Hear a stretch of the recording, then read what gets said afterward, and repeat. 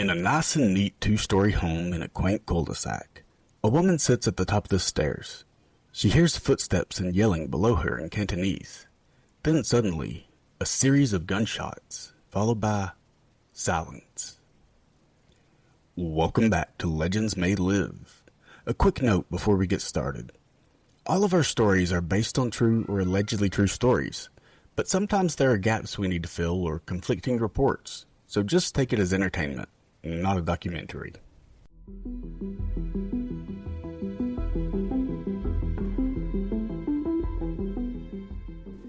On November 8th, 2010, in Markham, Ontario, at 9:35 p.m., a panicked woman calls the police.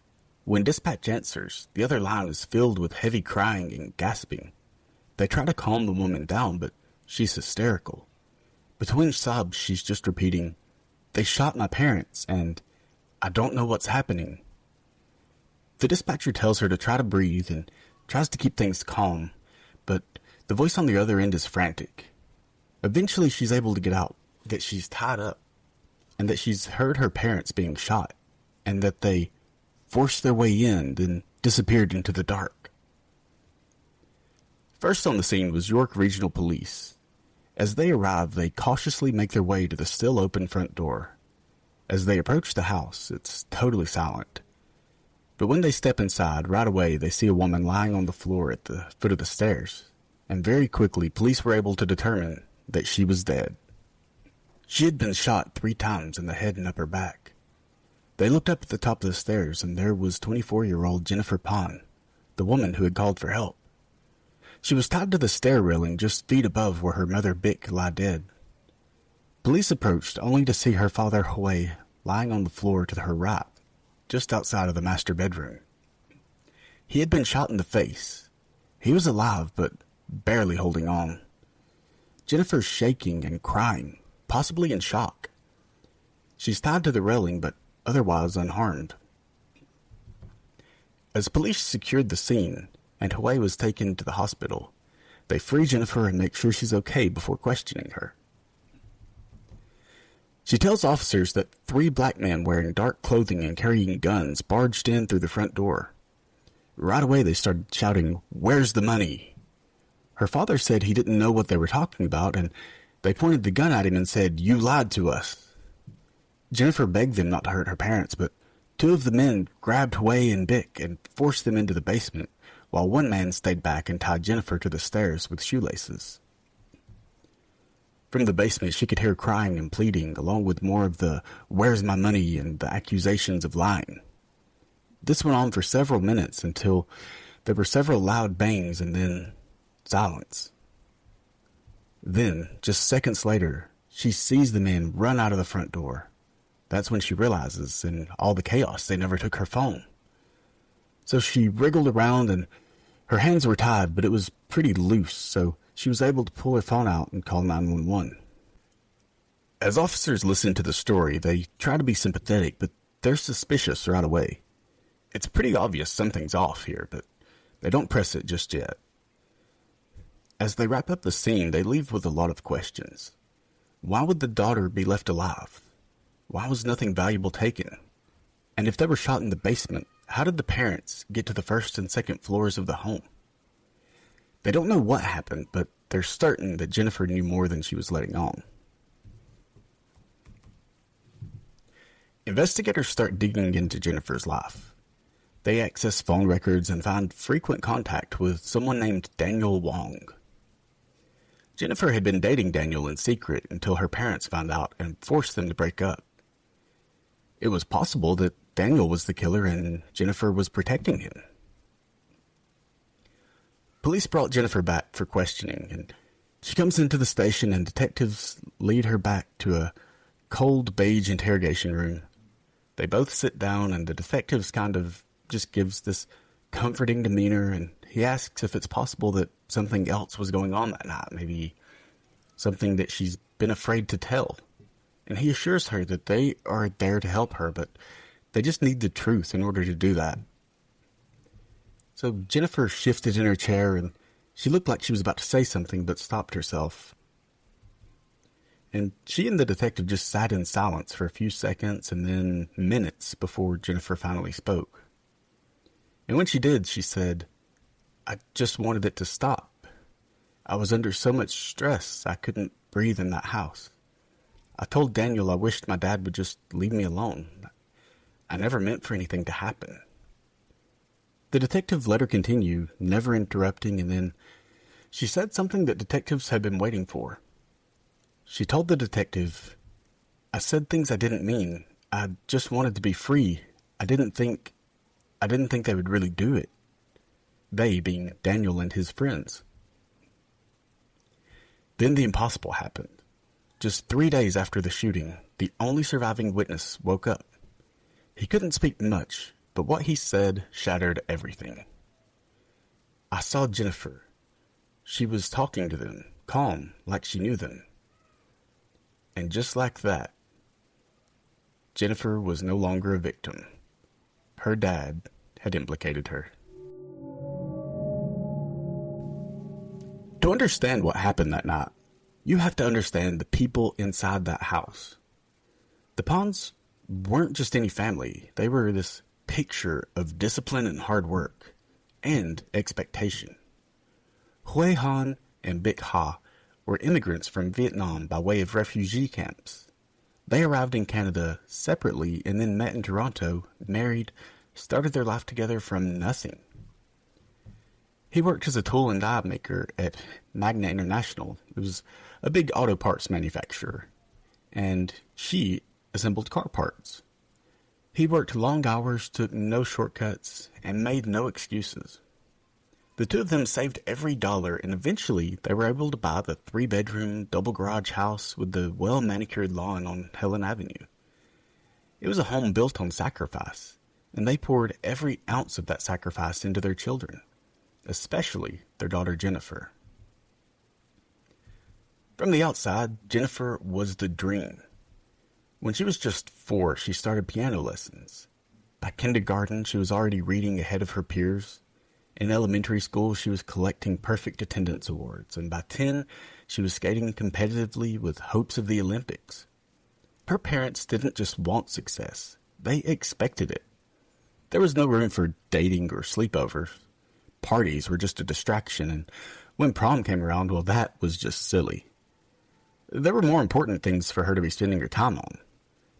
For Jennifer, as far as her parents were concerned, it was just grades, practice, performance, and excellence.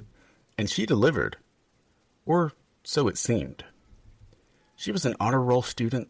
She took on leadership roles. She had gotten a scholarship to Ryerson University.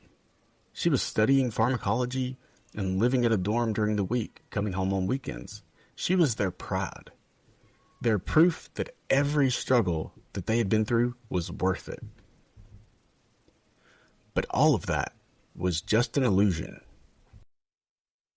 Jennifer never actually graduated high school. In fact, she failed calculus twice. She never received a scholarship to Ryerson, or anywhere for that matter. She never went to university. For Jennifer, disappointing her parents felt like something worse than death.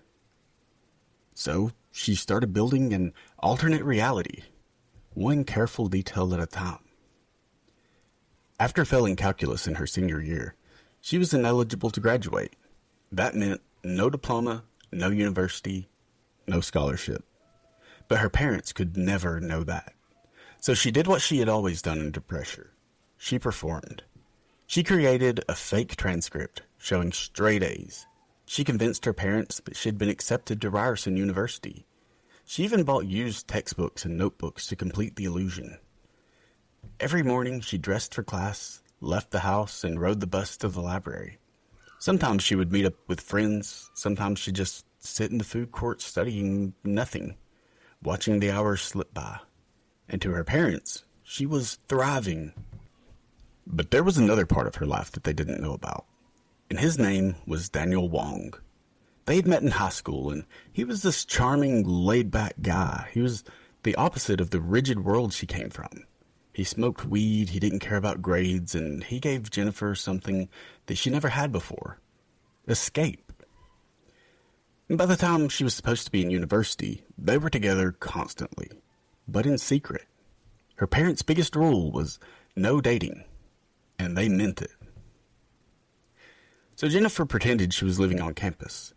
She pretended she was in classes all week, while in reality, she was living with Daniel and his family off and on for over a year, until it all began to fall apart. One day, her father saw something he wasn't supposed to. A call from Daniel and a text that she forgot to delete. And that was all it took. The mask cracked when he confronted her. He started asking questions about school, her apartment, her graduation. And one by one, the lies collapsed. Jennifer confessed, not all of it, but enough to devastate them. There was no degree. There was no job or campus housing, just stories and shame. Her parents were furious. They took her phone. They started tracking her calls. They monitored her internet activity. They told her she was forbidden from seeing Daniel ever again, and they meant it. Jennifer was now 24 years old, and she was living under house arrest in her own childhood bedroom. The walls were closing in, and the girl who had lived a lie for years was now trapped in the collapse of the fake life she had built. After her confession, her parents' grip continued to tighten more and more. They had to know where she was at all times. She received an allowance, but even that was tightly controlled, and she wasn't even allowed to have a cell phone without supervision. But most of all, she was forbidden from seeing Daniel Wong. Under no circumstances was she allowed any contact with him. But Jennifer wasn't ready to let him go. In secret, she was able to get a burner phone, and she reached out again. They exchanged late-night messages masked under fake names in her contact list, in case the phone was ever discovered. But Daniel was angry and frustrated. He didn't want to play games. He wanted a life, a future. And before long, he started seeing someone else. And to Jennifer, that wasn't just rejection. That was pure abandonment. Everything she had done, all these years of lying, forging, pretending, had been for this relationship. And now she was alone, locked in her childhood bedroom, while the only person she loved moved on. She didn't just feel trapped. She felt erased. She felt like her parents only saw her as an extension of their own achievements, and now, with Daniel gone, she was truly nothing and nobody. And that's when she started to ask questions. Dark ones like, what if my parents weren't in the way? What if they were gone? At first it was just talk. Idle messages, half jokes, sort of a odd, dark fantasy of escape, but then she reached out to someone else. A name who had passed through Daniel's circle. It was a guy with a reputation for violence. Someone who would take care of things for a price. Jennifer started sending messages. She was making plans and budgeting. Not for college or to build a future, but to take back the one she felt was stolen. She was saving for a hit. And the plan? It was simple, in theory. She would stage a break-in. They would tie her up and make it look convincing. She would just have the men go straight to her parents, shoot, leave, done. She'd be the grieving daughter who miraculously survived. She would inherit the house, the insurance, and she could finally be with Daniel, without rules and without shame. And so, on a quiet Monday night, November 2010, Jennifer Pan put the plan in motion.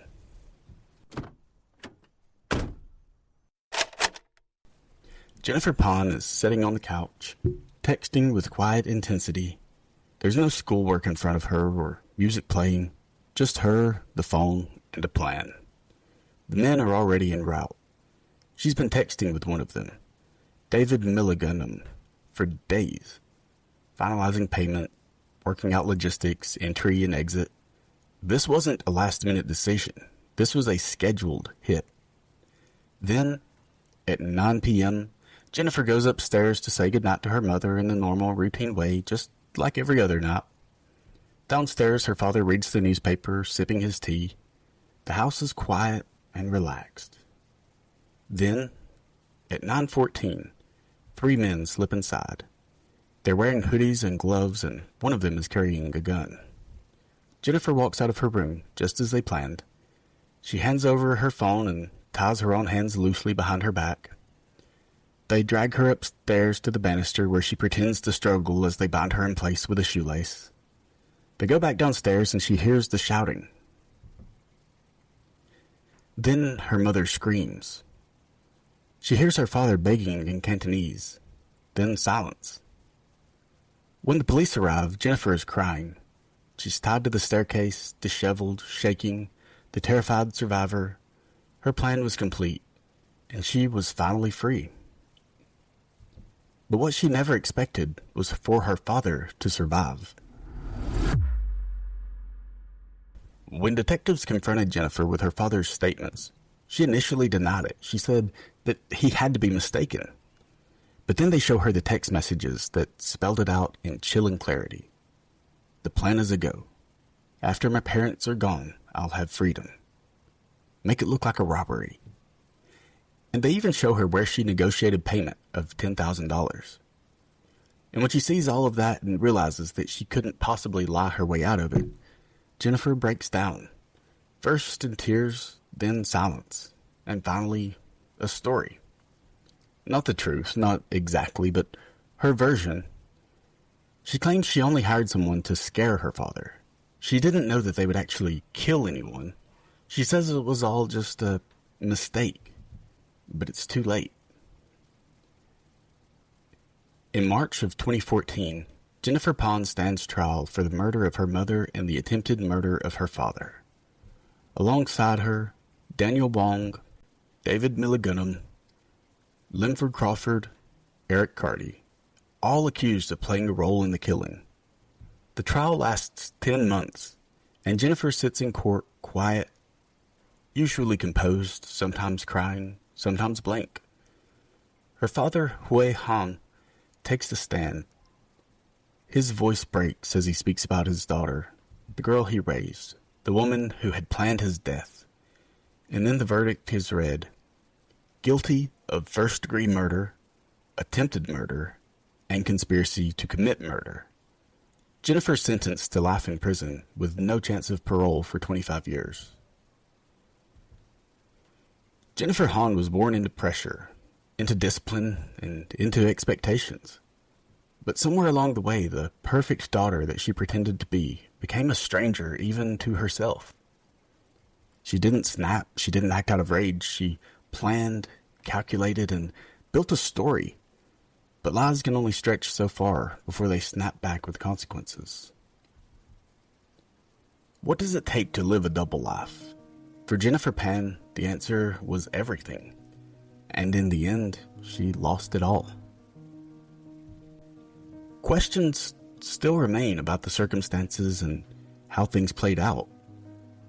Like, how did they get to the top of the stairs and bottom of the stairs if they were both shot in the basement? But one thing's for sure.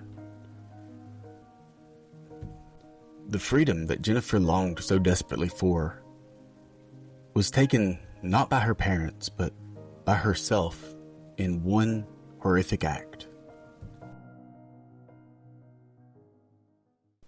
That's it for today. Thanks for listening to Legends May Live. If you enjoyed today's episode, please remember to like, subscribe, and share it with a friend. Until next time, stay vigilant and keep watch, because you never know what hides in the unseen realities.